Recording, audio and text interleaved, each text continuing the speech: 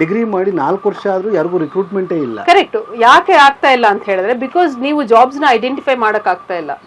ಇದು ಸರ್ಕಾರದಲ್ಲಿ ಜಾಬ್ಸ್ ಇಲ್ಲ ಅಂತಲ್ಲ, ಈಗ ಟೀಚರ್ಸ್ ಕಡಿಮೆ ಇದ್ದಾರೆ. ನಿಮ್ಗೂ ಹಳ್ಳಿ ಪ್ರದೇಶಗಳು ಹೋದ್ರೆ, ರಿಮೋಟ್ ಏರಿಯಾಸ್ ನಲ್ಲಿ ಸ್ಕೂಲ್ಸ್ ಹೋದ್ರೆ ಟೀಚರ್ಸ್ ಇಲ್ಲ ಅಂತ ಹೇಳ್ತಾರೆ. ಸೊ ನೀವು ಐಡೆಂಟಿಫೈ ಮಾಡಿ ಎಷ್ಟು ಜಾಬ್ಸ್ ವೇಕೆನ್ಸೀಸ್ ಇದೆ, ಎಷ್ಟು ರೀಫಿಲ್ಲಿಂಗ್ ಆಗುತ್ತೆ, ನೆಕ್ಸ್ಟ್ 5 ವರ್ಷಕ್ಕೆ ಎಷ್ಟು ಜನ ರಿಟೈರ್ ಆಗ್ತಾ ಇದಾರೆ, ಎಷ್ಟು ಜನ ನಾವು ರಿಕ್ರೂಟ್ ಮಾಡ್ಕೊಬಹುದು ಅನ್ನೋ ಟ್ರಾನ್ಸ್ಪರೆನ್ಸಿ ತಂದ್ಬಿಡಿ. ನೆಕ್ಸ್ಟ್ 5 ವರ್ಷಕ್ಕೆ ನಾವು ಇಷ್ಟೇ ಜನನ ರಿಕ್ರೂಟ್ ಆಗೋದು ಅಂದ್ರೆ ಅವ್ರು ಅಷ್ಟೇ ಜನ ಪ್ರಯತ್ನ ಮಾಡ್ತಾರೆ, ಮಿಕ್ಕಿದವ್ರು ಬೇರೆ ಕೆಲ್ಸಕ್ಕೆ ಹೋಗ್ತಾರೆ.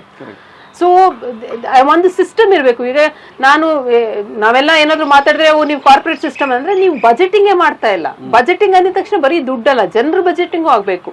ಎಷ್ಟು ಜನಕ್ಕೆ ನಾವು ಇನ್ನು 5 ವರ್ಷದಲ್ಲಿ ಸರ್ಕಾರಿ ನೌಕರಿ ಕೊಡ್ಲಿಕ್ಕಾಗತ್ತೆ, ಎಷ್ಟು ಜನಕ್ಕೆ ಕಾಂಟ್ರಾಕ್ಟ್ ಎಂಪ್ಲಾಯೀಸ್ ಕೊಡೋಕ್ಕಾಗತ್ತೆ, ಎಷ್ಟು ಜನಕ್ಕೆ ನಾವು ಕೆಲಸ ಕೊಡೋಕೆ ಆಗಲ್ಲ, ಎಷ್ಟು ಜನ ರಿಟೈರ್ ಆಗ್ತಾ ಇದಾರೆ, ಎಷ್ಟು ಜಾಬ್ಸ್ ಕ್ಲೋಸ್ ಆಗ್ತಾ ಇದೆ, ಮತ್ತೆ ಅದನ್ನ ನಾವು ರಿಕ್ರೂಟ್ಮೆಂಟ್ ಮಾಡೋದಿಲ್ಲ. ಇದು these are very important. This is what is planning. ಈ ಸರ್ಕಾರದಲ್ಲಿರೋ ಚೀಫ್ ಸೆಕ್ರೆಟರಿಗಳು, ಪ್ರಿನ್ಸಿಪಲ್ ಸೆಕ್ರೆಟರಿಗಳು, ಅಡಿಷನಲ್ ಸೆಕ್ರೆಟರಿಗಳೆಲ್ಲ ಏನ್ ಮಾಡ್ತಾರೆ? ಮತ್ತೆ ಅವ್ರು ಏನು ಮಾಡ್ತಾ ಇಲ್ಲ.